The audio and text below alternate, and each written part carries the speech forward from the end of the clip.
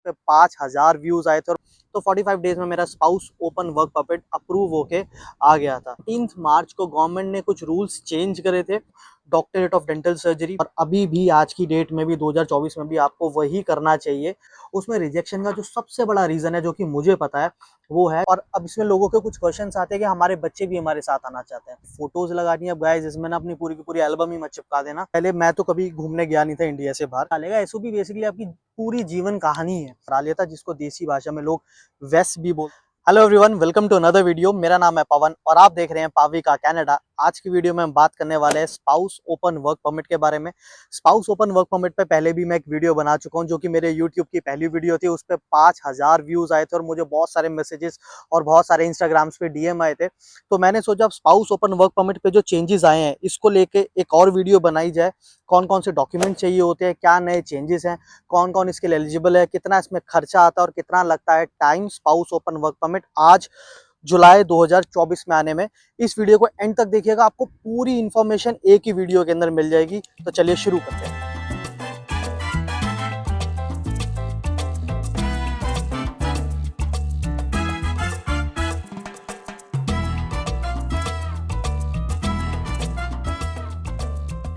तो यार, मैं आया था Canada spouse open work permit पे अपनी वाइफ के साथ पिछले साल।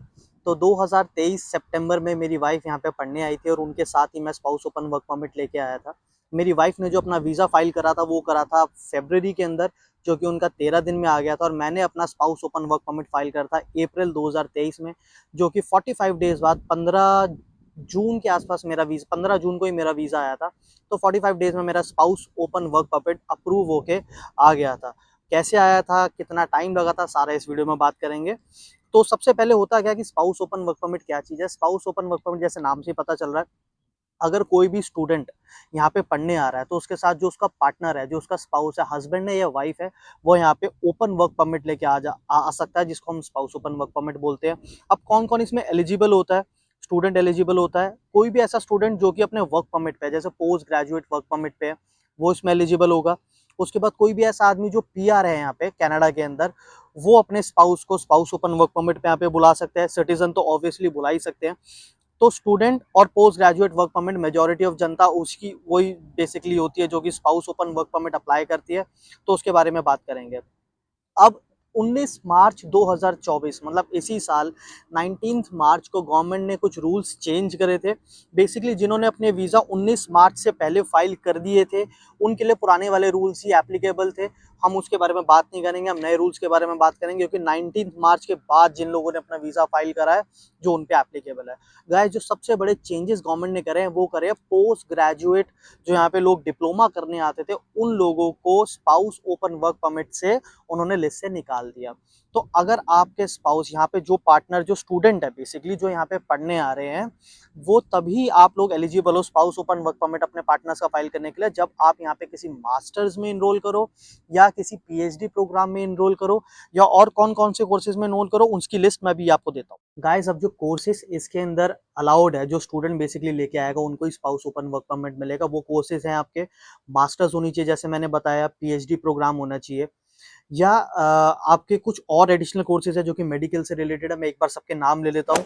Doctorate of dental surgery, bachelors of law, doctorate of medicine, doctor of optometry, pharmacy, doctor of veterinary medicine, bachelors of science in nursing, bachelors of nursing science, bachelors of nursing, bachelors of education, bachelors of engineering. तो basically अगर आप masters, PhD या इन courses में, इन courses की list नीचे description में डाल दूंगा, आप चेक कर लेना। canada.ca का निकाला हुआ डेटा, मैं अपनी मर्जी से नहीं बोल रहा, मैं ऑफिशियल लिंक डाल दूंगा। तो अगर आप इन पर्टिकुलर कोर्सेज में आ रहे हो तो ही आप स्पाउस ओपन वर्क परमिट के लिए एलिजिबल हो अपने पार्टनर को फाइल करने के लिए, वरना आप एलिजिबल नहीं हो। और गाइस, इसमें एक जो चीज मैं बता दूं, मेरे को बहुत सारे डीएम्स आते हैं। मास्टर्स अगर आप कर रहे हो, चाहे वो 1 साल की हो चाहे वो 2 साल की हो, दोनों केसेस में ही आप spouse open work permit file करने के लिए एलिजिबल हो। अब डिस्कस करते हैं कि when can you apply this visa. अब गाइस देखो, ये वीजा आप दो तरीके हैं। या तो अब आप इंडिया से या जो भी होम कंट्री से कनाडा आ रहे हो, मतलब जो स्टूडेंट यहाँ पढ़ने आ रहा है, जो उसका स्पाउस है, वो तो या तो आप आने से पहले ही अप्लाई कर दो और साथ में ही आ जाओ। दूसरा तरीका कि स्टूडेंट यहाँ पर आ जाएगा, वो अपना कुछ टाइम यहाँ पे पढ़ लेगा, उसके बाद वो अपने स्पाउस का spouse open work permit file करेगा। अब इसमें मेरी आपको ये एडवाइस रहेगी कि आप ये वीज़ा आने से पहले, स्टूडेंट के बेसिकली कनाडा आने से पहले, जब वो होम कंट्री में ही है तभी आप फाइल कर दो। मैंने भी वही किया था और अभी भी आज की डेट में भी 2024 में भी आपको वही करना चाहिए, क्योंकि वो सबसे बेस्ट तरीका होता है गाइस। क्योंकि जब स्टूडेंट यहाँ पे आ जाता है उसके बाद बहुत सारे लफड़े होते हैं। बेसिकली स्टूडेंट के पास एक अच्छी जॉब होनी चाहिए। अब होता क्या है ना, यहाँ पे जितने भी स्टूडेंट मेरी पहले वाली वीडियोस देखे या मेरे कुछ फ्रेंड्स हैं जो कि स्टूडेंट्स हैं यहाँ पे, उन्होंने spouse open work permit file करे, उनका आया रिजेक्शन। उसमें रिजेक्शन का जो सबसे बड़ा रीजन है जो कि मुझे पता है, वो है जॉब। अगर आपके पास अच्छे लेवल की टीयर 0, 1, 2, 3 अब तो 4, 5 भी इंक्लूडेड है उसके अंदर, लेकिन आपके पास अगर अच्छी जॉब नहीं है पार्ट टाइम में भी, जिसमें आप 20 आवर्स अ वीक मिनिमम कर रहे हो, तो आपका स्पाउस ओपन वर्क परमिट आने के चांसेस बहुत कम हो जाते हैं। तो सबसे अच्छी एडवाइस आपके लिए यही है कि आप आने से पहले ही spouse open work permit file कर दो स्टूडेंट के। दूसरा, प्रोसेसिंग में टाइम कितना लग रहा है? जो करंट टाइमलाइन है वो है 4 महीने से लेके 7 महीने के बीच में।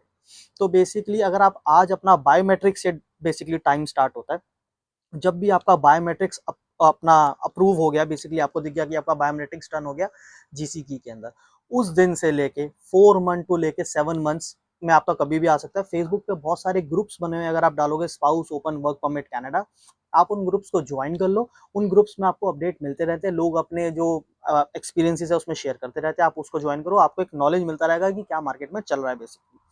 कॉस्टिंग इसमें कितना आता है गाइस? कॉस्टिंग आपका है वीज़ा का कॉस्ट जो कि है $220। उसके बाद है मेडिकल का कॉस्ट जो कि मेरे हिसाब से आज की डेट में इंडिया में 7-8 हज़ार चल रहा है। वही मेडिकल बेसिकली जो स्टूडेंट ने कराया होता है, वही मेडिकल आपको अपना कराना पड़ेगा। और बायोमेट्रिक का कॉस्ट जो कि $85 to $100 के बीच में है। तो कॉस्टिंग ऐसे कोई बहुत ज़्यादा नहीं है, कॉस्टिंग कम ही है। वैलिडिटी इसकी कब तक रहती है? अगर आज आपको स्पाउस ओपन वर्क परमिट मिलता है तो कब तक वो वैलिड रहेगा? तो जब तक आपका जो पार्टनर है जो कि यहाँ पे स्टूडेंट है, उनका वीज़ा जब तक वैलिड होगा, आपका स्पाउस ओपन वर्क परमिट भी तब तक ही वैलिड होगा। जब वो अपनी पढ़ाई पूरी कर लेंगे, जो स्टूडेंट है, वो अपना post graduate work permit extension file कर, मतलब वो post graduate work permit file करेंगे और उसके बाद आप अपना स्पाउस ओपन वर्क परमिट का एक्सटेंशन फाइल करोगे। तो वैलिडिटी का ये हिसाब किताब है। अगली जो बहुत इंपॉर्टेंट चीज़ है वो है फंड्स, कि आपको अपने अकाउंट में पैसे कितने दिखाने हैं। तो सबसे पहली चीज़, जो स्टूडेंट यहाँ पे जब उन्होंने स्टूडेंट वीज़ा कनाडा में फाइल करा है, तो उनका जो स्टूडेंट वीज़ा आने से पहले उन्होंने अपनी जीआईसी कराई होगी, जो कि करंटली $20,000 है। वो तो आपके फंड्स गाइस, वो भी आपके फंड्स में शो होता है। और जो भी स्पाउस है, जो भी हस्बैंड या वाइफ साथ में कंपनी कर रहे हैं, उनके पास 2.5 लाख रुपए उनके अकाउंट में नेचुरल सेविंग्स होनी चाहिए, जो कि 4 से 6 महीने पुरानी होनी चाहिए। ऐसा ना हो कि आपने अभी 2 दिन पहले डाले उसके बाद अपना वीज़ा फाइल करा है। तो आपके पैसे जब आप स्टूडेंट वीज़ा फाइल कर रहे हो, तो तभी अपने अकाउंट में थोड़े से पैसे डाल के छोड़ दो, और वो आपकी नेचुरल इनकम होनी चाहिए गाइस। और अगर आपने किसी से लिया है तो थोड़े पुराने होने चाहिए। तो यही दो चीज़ें हैं। और अब इसमें लोगों के कुछ क्वेश्चंस आते हैं कि हमारे बच्चे भी हमारे साथ आना चाहते हैं। तो फॉर एग्जांपल, एक स्टूडेंट है, उसका $20,000 की तो जीआईसी हो गई, स्पाउस साथ में आ रहा है, उसके आपने 2.5 लाख रुपए जो कि $4,000 बनते हैं। और अगर उसके अंदर एक किड है, तो उसके भी आप 2.5 लाख ऐड कर दो। जो जितने भी मेंबर्स ऐड ऑन होते रहेंगे, उनके 2.5 लाख, 2.5 लाख, 2.5 लाख आप ऐड करते चलाओ। $4,000, $4,000, $4,000। तो अगर एक फैमिली ऑफ 4 है, तो स्टूडेंट के आपका जीआईसी हो गया $20,000 की, और जो बाकी के 3 लोग हैं उनके 4, 4, 4, $12,000 आपको अपने अकाउंट में शो करने पड़ेंगे नेचुरल इनकम और सेविंग्स के रूप में। अगली जो इंपॉर्टेंट चीज़ है वो है डॉक्यूमेंट्स। तो गाइस, डॉक्यूमेंट्स का जो भी मैं आपको बताने वाला हूँ, वो मैं आपको अपने पर्सनल एक्सपीरियंस के साथ शेयर कर रहा हूँ कि मैंने कौन कौन से डॉक्यूमेंट्स लगाए थे। आपके साथ भी लगभग मोटा मोटा यही होगा, 99% डॉक्यूमेंट सेम होंगे, कुछ एक आध चीज़ ऊपर नीचे होगी, तो उसको थोड़ा ध्यान से सुनिएगा। तो मैंने जो डॉक्यूमेंट्स लगाए थे, सबसे पहली कैटेगरी आती है हमारे लिक्विड एसेट्स की, जिसके अंदर मैंने अपने बैंक स्टेटमेंट, क्योंकि मैं इंडिया में 5-6 साल जॉब कर चुका था, तो मेरी एक सैलरी थी, एक इनकम थी, मैंने अपने बैंक स्टेटमेंट्स लगाए थे। मैंने अपनी वाइफ जो कि यहाँ पे स्टूडेंट है, उनके बैंक स्टेटमेंट्स लगाए थे। उनको भी 5-6 साल 7 साल का एक्सपीरियंस है इंडिया में जॉब्स का। तो मैंने अपना बैंक स्टेटमेंट, अपनी वाइफ का बैंक स्टेटमेंट, अपनी मदर का, अपनी मम्मी का मैंने बैंक स्टेटमेंट लगाया था। और अपने फादर इन लॉ जो कि मेरी वाइफ के जो फादर हैं, उनके मैंने बैंक स्टेटमेंट लगाए थे। क्यों लगाए थे अभी आगे डिस्कस करेंगे कि हमने उनके बैंक स्टेटमेंट्स क्यों लगाए। बेसिकली अपनी इनकम दिखाने के लिए और उनकी इनकम दिखाने के लिए, और कनाडा की गवर्नमेंट को दिखाया कि हमारे पास कितने फंड्स हमारे नेचुरली ट्रांजैक्शन में आते जाते रहते हैं। दूसरी चीज़ है हमारा म्यूचुअल फंड। अगर आपके पास कोई म्यूचुअल फंड है, आपने कहीं इन्वेस्ट कर रखा है, तो आप उसका जो म्यूचुअल फंड की आपकी इन्वेस्टमेंट है वो भी आप दिखा सकते हो as a security Canadian government को दिखा सकते हो कि आपके रूट्स इंडिया में बेसिकली कितने स्ट्रॉन्ग है। वो दिखा सकते हो। पीएफ अकाउंट होता है गाइस, मैं जॉब करता था, मेरा पीएफ अकाउंट है, मेरी वाइफ जॉब करती थी, उनका पीएफ अकाउंट है, आज भी हमारे पीएफ अकाउंट में वो पैसे पड़े हुए हैं, हम उनको कभी भी कैश करा सकते हैं। तो पीएफ अकाउंट हो गया। गोल्ड के रिसीट्स, अब जब मैंने अपना वीज़ा फाइल करा था तो मेरी शादी को 3 से 4 महीने ही हुए थे। शादी में जो भी हमने गोल्ड परचेज करा था उस सब के हमने रिसीट्स मेक श्योर करे थे कि हम ज्वेलर से ले। तो जो गोल्ड के रिसीट्स हमने खरीदे थे वो मेरे नाम पे है, जो दीपिका की, जो मेरी वाइफ है, उनके जो पेरेंट्स ने खरीदे थे वो दीपिका के नाम पे। तो गोल्ड के रिसीट्स भी हमने अपनी बेसिकली टोटल वैल्यू के अंदर गोल्ड के रिसीट्स भी लगाए थे। उसके बाद हमने अगर आपने कोई एफडी करा रखी है, कोई फिक्स डिपॉजिट है आपका, तो वो भी आप बेसिकली फिक्स डिपॉजिट भी अपना दिखा दो। मैंने अपने फादर इन लॉ के फिक्स डिपॉजिट दिखाया था। पेरेंट्स के पास अगर कोई गोल्ड है, बेसिकली उनके पास अगर उसके रिसीट्स है या इनवॉइसेज है जो गोल्ड की बेसिकली बिल है, तो आप वो भी उसमें दिखा सकते हो, क्योंकि बेसिकली आपके जो पेरेंट्स का गोल्ड होता है वो भी टेक्निकली आप ही का ही है, मतलब क्योंकि आप उनके बच्चे हो। अगले जो हमारे सेट ऑफ डॉक्यूमेंट्स है वो आती है हमारी आईडीज में आपने लगाना है पासपोर्ट ऑब्वियसली, आपका आधार कार्ड, आपका पैन कार्ड, और जो आपका स्टूडेंट है बेसिकली जो यहाँ कनाडा में पढ़ने आ रहे हैं उनका जो वीज़ा स्टैंप होके आया है पासपोर्ट के ऊपर, जो स्टैंपिंग है उसकी आपको कॉपी लगानी है। इसके बाद जो हमारे डॉक्यूमेंट है वो है रिलेशनशिप प्रूफ। अब जैसे अगर आपकी लव मैरिज हुई है, अरेंज मैरिज भी हुई है, अगर आप शादी से पहले कहीं घूमने गए हो लव मैरिज के अंदर, तो आप उसके जो आपका ट्रिप है उसकी आप फोटोज़ लगा सकते हो, उसमें आपकी होटल की बुकिंग्स लगा सकते हो, और आपकी जो भी आपने बस से या ट्रेन से या फ्लाइट से ट्रैवल करा उसकी एयर टिकट्स लगा सकते हो। बेसिकली ये होते हैं ताकि आप अपने रिलेशनशिप को स्ट्रॉन्ग प्रूफ कर पाओ, और आप गवर्नमेंट को ये भरोसा दिला पाओ कि आपने जो शादी करी है कॉन्ट्रैक्ट मैरिज नहीं करी है, बेसिकली कनाडा आने के लिए शादी नहीं करी है, आपकी जेन्युइन शादी है। शादी के बाद जब आप हनीमून पे गए होगे, हनीमून के भी आप वही सेम चीज़, अपना फ्लाइट के टिकट्स, आपके हनीमून की पिक्चर्स जो आपने वहाँ पे खिंचाई है किसी भी। अब मैं हनीमून पे थाईलैंड गया था तो मैंने थाईलैंड के पिक्चर्स, फ्लाइट के टिकट्स और होटल्स की बुकिंग लगा दिए थे। उसके बाद जहाँ पे आपकी शादी हुई है बैंक्वेट हॉल में, वहाँ पे आपने कुछ पैसे पे करे होंगे, आपको कोई रिसीट मिली होगी, वो बैंक्वेट हॉल की आप रिसीट भी लगा सकते हो रिलेशनशिप प्रूफ करने के लिए। शादी का जो आपका कार्ड है उसकी कॉपी तो ज़रूर ही लगाना, क्योंकि वो सबसे बड़ा इंपॉर्टेंट डॉक्यूमेंट होता है आपकी शादी को प्रूव करने का कि आपकी शादी लेजिट है कि नहीं है। शादी की आपको बेसिकली अपनी फ़ोटोज़ लगानी है। अब गाइस इसमें ना अपनी पूरी की पूरी एल्बम ही मत चिपका देना, शादी की कुछ फ़ोटोज़ लगाना, अपने सिंगल्स की मत लगाना, सोलोज़ ऐसे लगाना कि जैसे कुछ रिश्तेदारों के साथ स्टेज पे है, कुछ आपके एंगेजमेंट की है, कुछ आपके साथ में ऐसे कपल भी है, कुछ आपकी डांस करते हो, ताकि वो नेचुरल लगे उनको। 10-12 फ़ोटो मेरे हिसाब से बहुत है, 12 से ज़्यादा फ़ोटोज़ मत लगाना। और उसके बाद जो सबसे इम्पोर्टेंट चीज़ है वो है आपका मैरिज सर्टिफिकेट। अब जब हमने शादी करी थी मैंने और दीपिका ने, तो हमारी हिंदू जो हमारे अग्नि वाले फेरे होते हैं वैसे शादी हुई थी। उसके बाद हमने अपनी मैरिज को रजिस्टर करवाया था। अब उसके डेप्थ में हम नहीं जाएंगे, आप पता कर लेना आपकी लोकल किसी लॉयर को पकड़ के, आपके लोकल कम्युनिटी में कैसे उसको रजिस्टर कराया जाता है कोर्ट में जाके, वो बहुत ही एक अलग टॉपिक हो जाएगा। आप अपनी मैरिज को रजिस्टर करा के अपना मैरिज सर्टिफिकेट जो है वो बहुत बहुत ही ज़रूरी है, वो तो आपको लगाना ही पड़ेगा, मैरिज सर्टिफिकेट बिना काम नहीं चलेगा। तो मैरिज सर्टिफिकेट लगा देना।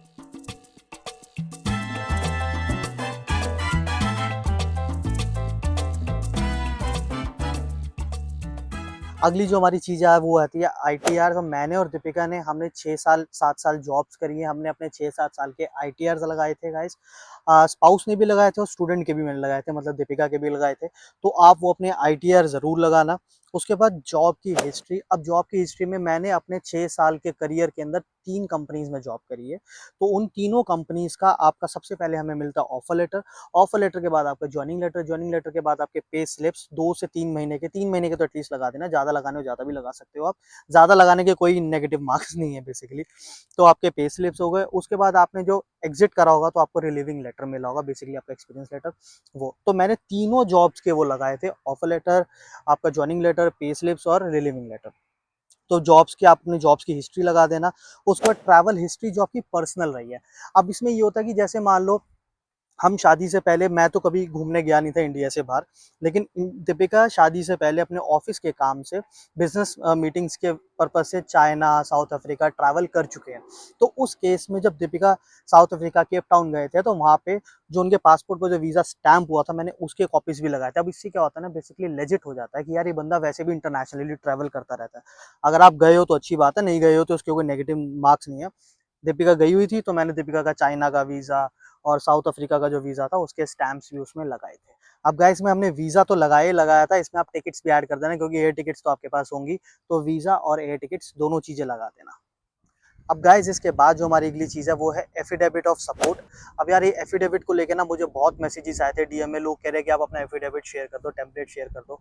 आप जिस भी एजेंट से ही फाइल लगाओगे, डायरेक्ट तो अपनी फाइल लगाओगे नहीं, आप खुद तो आप spouse open work permit file करोगे नहीं इंडिया में या पाकिस्तान में कहीं भी बैठे बैठे, आप उससे मांगो, वो आपको टेम्पलेट दे देगा। बहुत ही सिंपल टेम्पलेट होता है उसका। तो आपको एफिडेविट ऑफ सपोर्ट लगाना है अपने पेरेंट्स का। बेसिकली उसमें ये लिखा होता है कि जैसे मैंने दीपिका के फादर से लिया था या अपनी मम्मी से लिया था, उसमें डलवाया था कि मैं XYZ, अगर इन केस मेरे बच्चों को जरूरत पड़ेगी तो मैं उनको यहाँ से इंडिया में बैठे बैठे उनको सपोर्ट करूंगा, क्योंकि मेरे पास इतना पैसा है, क्योंकि हमने उनके बैंक स्टेटमेंट्स उनके भी लगाए थे, उनके भी हमने FDs लगाए थे। तो उसमें बेसिकली ये एफिडेविट ऑफ सपोर्ट होता है पेरेंट्स का। और आप अपने ब्रदर से भी ले सकते हो, जो आपका अगर कोई रियल सिबलिंग है या रियल आपकी कोई सिस्टर है सिबलिंग, आप उनसे भी ले सकते हो। मैंने दीपिका के फादर से लिया था और अपनी मैंने मदर से लिया था। उसके बाद जो हमारी अगली चीज़ है वो है सीए रिपोर्ट। अब सीए रिपोर्ट बेसिकली सीए आपकी एक वैल्यूएशन रिपोर्ट बनाता है। जो मैंने स्टार्टिंग में आपको चीज़ें बताई थी ना, एफडी हो गया, म्यूचुअल फंड्स हो गया, पीएफ हो गया, बैंक स्टेटमेंट हो गया, उस सब के बेसिस में ना सीए आपकी एक वैल्यू बनाता है कि आपकी टोटल वर्थ कितनी है। सीए रिपोर्ट में आपके घर की प्रॉपर्टी की भी वैल्यू उसमें जोड़ी जाती है। तो दीपिका के जो फादर का घर है और जो मेरी मम्मी का घर है, हमने उसकी वैल्यू भी उसमें डलवाई थी, क्योंकि हम उनके बच्चे हैं तो हम उसमें डलवा सकते हैं, क्योंकि फ्यूचर में हम उसमें उसका हक ले सकते हैं अगर वो हमें देना चाहें तो हमने उसकी वैल्यू भी डलवाई थी। और प्रॉपर्टी वैल्यू जो सीए डालेगा गाइस, अब स्पाउस ओपन वर्क परमिट के केस के अंदर स्पेशली आपको प्रॉपर्टी वैल्यूएशन रिपोर्ट अलग से डलवानी पड़ेगी, क्योंकि वो डॉक्यूमेंट अलग से लगता है उसके अंदर। तो प्रॉपर्टी वैल्यूएशन रिपोर्ट कौन करता है, वो एक्चुअरीज होते हैं। आप गूगल पर डालोगे property actuaries in my area, या सीए जो है आपका, वही आपको बता देगा कि आपकी प्रॉपर्टी की वैल्यूएशन कौन करेगा। वो बेसिकली आपकी जो प्रॉपर्टी है उसकी वैल्यू करेगा, उसका अमाउंट डालेगा, सीए वही अमाउंट उठा के अपनी जो रिपोर्ट उसने बनाई है बेसिकली उसके अंदर, वो रिपोर्ट के अंदर वो अमाउंट डाल देगा। तो सीए रिपोर्ट हो गया और प्रॉपर्टी वैल्यूएशन रिपोर्ट हो गया, ये भी आपको जरूर उसमें डालना पड़ेगा spouse open work permit file करने के लिए। यार ये जो सीए रिपोर्ट होती है ना, बेसिकली उसमें सीए जो आपकी टोटल वैल्यू निकालता है, जो भी आपकी रुपीज में फॉर एग्जाम्पल वैल्यू निकलती है 1 करोड़ रुपए, तो सीए बेसिकली उस 1 करोड़ को इक्वल टू कनेडियन डॉलर में वो कितने बनते हैं, ताकि कनेडियन गवर्नमेंट को पता लगे कि आपकी इंडिया में नेट वर्थ कितनी है। इसलिए हम बेसिकली सीए रिपोर्ट लगाते हैं।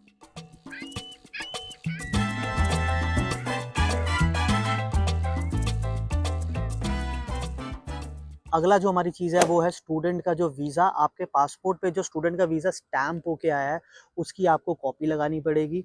दूसरा, आपको जो आपने फ़ीस जमा कराई है स्टूडेंट की कॉलेज में, जो आपने फर्स्ट ईयर की फ़ीस पे करी होगी ना गाइस, उसकी आपको रिसीट लगानी पड़ेगी। कुछ कॉलेज आपको रिसीट दे देते हैं, कुछ कॉलेज क्या करते हैं वो आपको ईमेल पे एक्नॉलेजमेंट कर देता है, तो उस ईमेल का आप स्क्रीनशॉट लगा देना, वो भी रिसीट का ही काम करता है।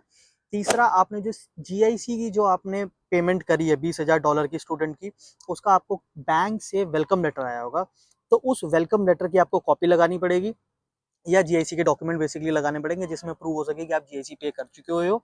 उसके बाद आपको कॉलेज का ऑफर लेटर लगाना पड़ेगा, जो स्टूडेंट को कॉलेज का ऑफर लेटर स्टार्टिंग में आया था उसकी भी आपको कॉपी लगानी पड़ेगी। अगला जो हमारा पॉइंट यहाँ पे सबसे इंपॉर्टेंट है वो है एसओपी। अब एसओपी स्टेटमेंट ऑफ पर्पस होता है। जब आपने स्टूडेंट वीजा फाइल करा था तो स्टूडेंट अपना एक स्टेटमेंट ऑफ पर्पस लिखा था। अब आप जब spouse open work permit file कर रहे हैं तो आपका भी एक अपना एसओपी स्टेटमेंट ऑफ पर्पस उसमें बनाया जाएगा। अब वो एसओपी कौन लिखेगा, यार किसी प्रोफेशनल को, गूगल पे अगर आप सर्च करोगे अपने एजेंट से बात करोगे, कुछ एजेंट ही लिख देते हैं और कुछ एजेंट आपको रेफर कर देते हैं किसी प्रोफेशनल के पास। मुझे बहुत लोगों के कॉल से मैसेजेस आते हैं कि आप अपना एसओपी हमारे साथ शेयर कर दो। अब एसओपी जो है बेसिकली वो मेरी बहुत ही पर्सनल डिटेल है, मैं हर किसी के साथ ऐसे शेयर नहीं कर सकता। आप अपने एजेंट से बात करो, वो आपको एसओपी लिखने वाले बंदे का नंबर देगा, और एसओपी जो भी आपको लिख के देगा गाइस उसको प्रूफ रीड कर लेना, क्योंकि एसओपी में वो आपकी सारी जीवन गाथा डालेगा। जो आपके म्यूचुअल फंड थे, जो आपके बैंक के रिसीट थे, जो आपको सीए ने जो आपकी रिपोर्ट बना के दी उसका भी वैल्यू डालेगा। आप कनाडा क्यों आना चाहते हो, आपकी शादी कब हुई थी, आप शादी के हनीमून, मतलब वो सब कुछ डालेगा। एसओपी बेसिकली आपकी पूरी जीवन कहानी है। तो एसओपी अपना अच्छे से लिखना, सबसे इंपॉर्टेंट चीज इस पूरे प्रोसेस के अंदर एसओपी है। तो एसओपी पे आपको बहुत ज़्यादा ध्यान देना पड़ेगा। अब इसके बाद हमारी जो चीज़ आती होती है लोन। अगर आपने स्टूडेंट के लिए लोन लिया है फीस पे करने के लिए या जीआईसी पे करने के लिए लोन लिया है, तो आपको लोन के डॉक्यूमेंट्स भी लगाने पड़ेंगे। ऑल्दो आपने स्टूडेंट लोन जो फाइल करा होगा, स्टूडेंट वीज़ा जो फाइल करा होगा, उसके अंदर भी आपने लोन के डॉक्यूमेंट्स लगाए होंगे, पर यहाँ पे भी स्पाउस ओपन वर्क परमिट में भी आपका जो पार्टनर जो स्टूडेंट है उसके लोन का जो डिसबर्समेंट लेटर है और जो टोटल सैंक्शन आपने लोन का लिया है वो लेटर, ये दो डॉक्यूमेंट्स आपको, सैंक्शन लेटर और डिसबर्समेंट लेटर लगाना पड़ेगा। उसके बाद रेज्यूमेस। अब रेज्यूमे क्योंकि आप एक वर्किंग प्रोफेशनल हो और आप वीज़ा कौन सा ले रहे हो, ओपन वर्क परमिट ले रहे हो, तो बेसिकली आप ये कह रहे हो कि आप वहाँ जाके काम करोगे, अपने जो स्टूडेंट आपका जो स्पाउस है उसको सपोर्ट करोगे, फैमिली में लव रहेगा, साथ में रहोगे। तो आपको अपना रेज्यूमे भी लगाना पड़ेगा कि आप कितने पढ़े लिखे हो, क्या कहाँ आपने नौकरी करी है, ताकि जो ऑफिसर है बेसिकली जो आपको वीज़ा परमिट कर रहा है उसको जेन्युइन लगे कि हाँ यार ये इसका रेज्यूमे है और ये सारी चीज़ें जो डिस्क्लोज कर रहा है डॉक्यूमेंट्स, ये उससे मैच हो रहा है। तो अपना रेज्यूमे बना लेना, उस पर तो ज़्यादा टाइम लगेगा नहीं। इसके बाद जो हमारे डॉक्यूमेंट्स आ जाते हैं वो आते हैं एजुकेशन के डॉक्यूमेंट्स। अब जब मैंने अपना spouse open work permit file करा था तो उसमें मैंने अपने 10th का पासिंग सर्टिफिकेट, अपने मार्कशीट, 12th का पासिंग सर्टिफिकेट उसकी मार्कशीट, ग्रेजुएशन का जो मेरी डिग्री थी वो, प्लस मेरी सारे सेमेस्टर्स की मार्कशीट, प्लस एक कंसोलिडेटेड मार्कशीट जो हमें फाइनल में मिलती है, तीनों साल की, चारों साल की जो मिलती है। उसके बाद जो मैंने मास्टर्स करी थी उसकी जो मेरी डिग्री थी, और मेरे मार्कशीट्स हर सेमेस्टर के, और मेरी कंसोलिडेटेड मार्कशीट। इस सब का आप पीडीएफ बना लेना, 10th का अलग, 12th का अलग, ग्रेजुएशन का अलग और मास्टर्स का अलग, प्रॉपर क्रोनोलॉजी में। और गाइस जब स्कैन करोगे ना तो पीछे स्कैन जरूर करना, क्योंकि जो मार्कशीट होती है उसके बैक साइड पे भी पीछे स्टैम्प्स होते हैं यूनिवर्सिटी के, तो वो स्कैन कर लेना एजुकेशन डॉक्यूमेंट्स के अंदर। उसके बाद आइल्स है। अब आइल्स की रिक्वायरमेंट नहीं होती स्पाउस ओपन वर्क परमिट में, स्टूडेंट को तो जरूरी होता है। मैंने आइल्स पहले दिया हुआ था एक बार, तो मैंने आइल्स लगा दिया। बाकी अगर आपके पास नहीं है तो कोई जरूरत नहीं लगाने की। नेक्स्ट जो हमारी चीज़ें मैं पहले भी आपको बता चुका हूँ वो है मेडिकल। जो आपने करवाना है वो तो आप करवा ही लोगे, जो कि 8,000 रुपये का होता है। मैंने डॉलर बोल दिया था पहले। 8,000 रुपये का इंडिया में आज की डेट में मेरे को लग रहा है कॉस्ट चल रही है। ईसीए होता है हमारा एजुकेशन क्रेडेंशियल असेसमेंट। मैंने अपना एजुकेशन क्रेडेंशियल असेसमेंट करा लिया था, जिसको देसी भाषा में लोग वेस भी बोल देते हैं कि आपने अपना वेस करा लिया। अब ईसीए जो होता है वो 5 बॉडीज करती है कनाडा के अंदर, वेस उसमें से एक बॉडी है। मैंने अपना सेस से कराया था, CES, जो कि यूनिवर्सिटी ऑफ टोरंटो की एक ब्रांच है। ईसीए होता क्या बेसिकली, जो मैंने इंडिया में मास्टर्स करी है उस ईसीए में लिखा कि जो मेरी इंडिया की एमबीए है वो यहाँ की एमबीए मतलब यहाँ के मास्टर्स के बराबर है। वो डॉक्यूमेंट जब आप यहाँ पर आके कभी फ्यूचर में पीआर फाइल अगर करोगे तो आपको वहाँ पे चाहिए होगा। उसकी वैलिडिटी 5 साल की है, वो अभी भी वैलिड है। 5 साल बाद वो एक्सपायर हो जाता है। अगर आपने करवा रखा है ईसीए, वेल एंड गुड है, नहीं तो ऐसी कुछ की जरूरत नहीं है। मैंने करवा रखा था तो मैंने लगा दिया। उसके बाद डेथ सर्टिफिकेट। अब मेरे फादर की डेथ जब मैं 2010 में हुई थी, जब मैं थोड़ा छोटा था, तो मैंने अपने फादर का डेथ सर्टिफिकेट भी लगाया था, लेकिन वो हिंदी के अंदर है, क्योंकि मैं नॉर्थ इंडिया में रहता हूँ, दिल्ली में मैं रहता हूँ, तो वो हिंदी में था। तो मैंने उसको इंग्लिश में, एक ट्रांसलेटर होते हैं जो कि ऑफिशियल ट्रांसलेटर्स होते हैं, वो उसको इंग्लिश में कन्वर्ट करके साइन स्टैम्प करते हैं और उसकी फिर वो वैल्यू बनी रहती है। तो डेथ सर्टिफिकेट के मैंने ट्रांसलेशन करा के वो वाला डेथ सर्टिफिकेट भी उसमें लगाया था। उसके बाद जो हमारी अगली चीज़ है वो है पासपोर्ट साइज फोटोग्राफ। वो तो आपको पता ही होगा, आपका एजेंट बता देगा। जब आप वीज़ा अपना फाइल करते हो, जैसे स्टूडेंट के केस में एक फोटो खींची है ना वीज़ा के लिए, जैसे आपकी एक फोटो खींचेगी वीज़ा के लिए। तो ये हमारा अगला लॉ। तो गाइज ये थी मेरी video spouse open work permit के ऊपर। अगर आपको ये वीडियो थोड़ी सी भी इंफॉर्मेटिव लगती है तो इस वीडियो को लाइक कर देना, और आपके जो भी क्वेश्चन है वो कमेंट्स में जरूर नीचे डालना। कमेंट्स के अलावा अगर आपको कुछ ऐसा पर्सनल क्वेश्चन पूछना है गाइज इससे इन्फॉर्मेशन से रिलेटेड, तो आप मुझे इंस्टाग्राम पे डीएम भी कर सकते हो या मुझे ईमेल कर सकते हो। आपको डिस्क्रिप्शन में दोनों चीजें मिल जाएगी। इस वीडियो को हर उस बंदे के साथ शेयर करो जो कि spouse open work permit file करना चाहता है। और मेरे चैनल पे ऐसी और वीडियोस देखने के लिए मेरे चैनल को सब्सक्राइब कर दो। Thank you for watching my video. See you until next time. Bye bye.